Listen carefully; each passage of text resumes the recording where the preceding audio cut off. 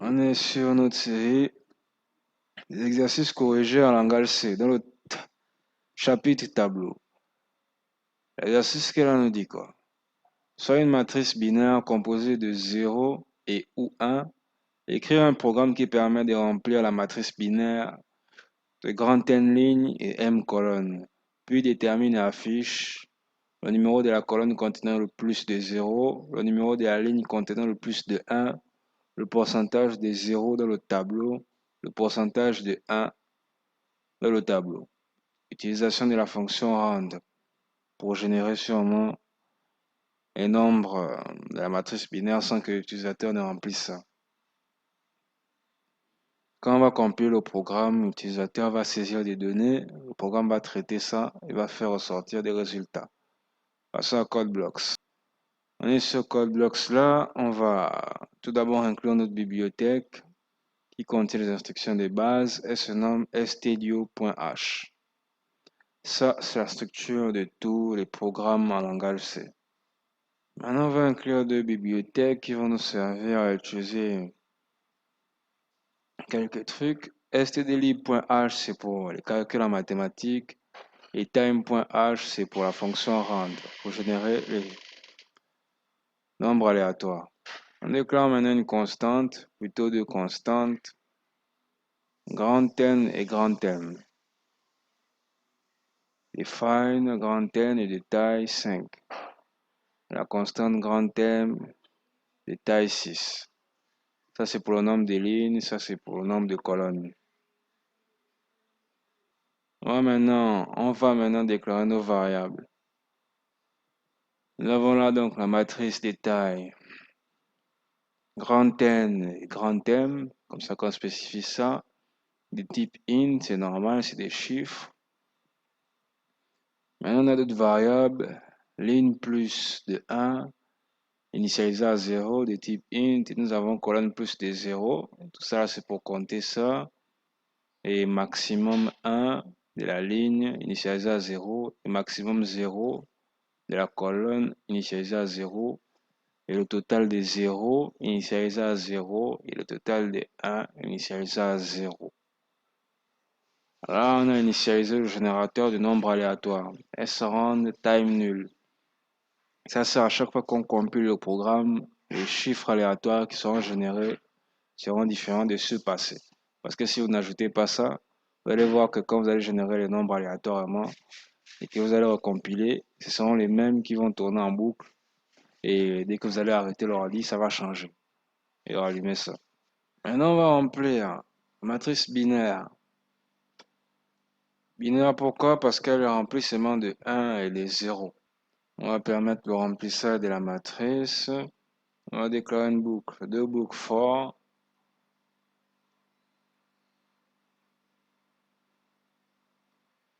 Donc, initialiser à 0, ça vous savez déjà à quoi ça sert.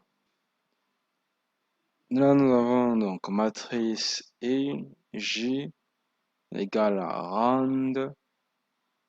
Pourcentage 2, ça veut dire que ça va générer un nombre aléatoire de 0 à 1. Donc, entre 0 et 1. 2, pourquoi? Parce que l'ordinateur commence à compter à 0 et ça va de compter à, vous connaissez. Donc, ça génère un nombre aléatoire affecté à la matrice et ça affiche des pourcentages matrice. Ça affiche cette matrice-là donc. Juste ajouter ça. Maintenant, on va calculer la ligne contenant le plus de 1 et la colonne contenant le plus de 0. On va déclarer deux variables. NB1 ligne comprend quelle est la taille de grand N. Dans notre cas, c'est le nombre de lignes en grand N. Et on reçoit, ça c'est une accolade 0. Un nombre de 0 sur la colonne, accolade 0. Ça c'est pour le nombre de 1 par ligne et ça c'est pour trouver le nombre de 0 par colonne.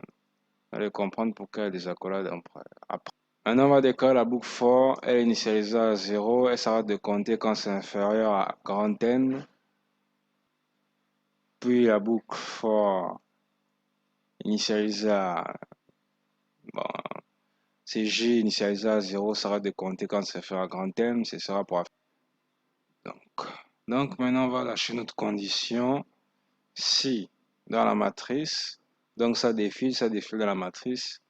Si une matrice, un élément de la matrice est égal à 1, on va compter NB1, ligne, nombre de ligne 1, de taille I, donc ici, là, 0.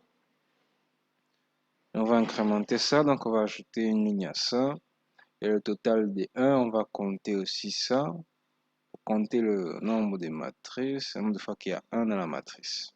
Maintenant, on va couvrir le else. Dans le cas contraire, si ce n'est pas 1, c'est forcément 0.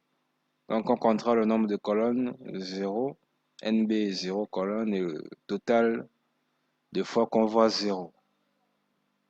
On va déterminer maintenant la ligne avec le plus de 1. On déclare notre boucle for initialisée à 0. Ensuite, on lâche notre condition. C'est le nombre de lignes initiales. Donc, ça représente O. Nous avons donc la première ligne du tableau est supérieure à max 1. Donc, le maximum 1. Max 1 ligne recevra ce nombre de lignes-là. Ensuite, puis on aura ligne plus de 1 là. Ça sera égal à I plus 1. Maintenant, on va déterminer la colonne avec le plus de 0. On a une boucle for initialisée J, initialisée à 0. Elle s'arrête de compter quand c'est inférieur à grand M. Dans le cas où si NB0, J est supérieur à maximum 0 colonne, maximum colonne reçoit le NB0 là, J. Ensuite colonne de plus de 0 et initialisée à J plus 1. Maintenant, on va calculer le pourcentage de 0 et de 1. On déclare une variable d'abord qu'on nomme total des éléments qui multiplie n fois m. Je crois pour avoir le total des lignes et des colonnes. Ensuite, on va calculer le pourcentage qui est un double. Vous ne savez pas c'est quoi un double? Moi non plus. Pourcentage 0, c'est le résultat. Donc, on prendra le total des zéros qu'on va convertir en double et on va le diviser par le total des éléments et on va multiplier ça par 100. Ça, c'est pour calculer le pourcentage des zéros. Alors, on va calculer le pourcentage des 1. C'est juste là, en double. 1, c'est la même chose, c'est juste pour le cas des 1. Maintenant, on va afficher le résultat. Ligne, on affiche le résultat, ligne contenant le plus de 1, pourcentage D pour lier à ça. Donc, ligne plus de 1 qui a été trouvée quelque part là. Et avec 2 fois 1. Donc, maximum de lignes. Il y a la colonne contenant le plus de 0.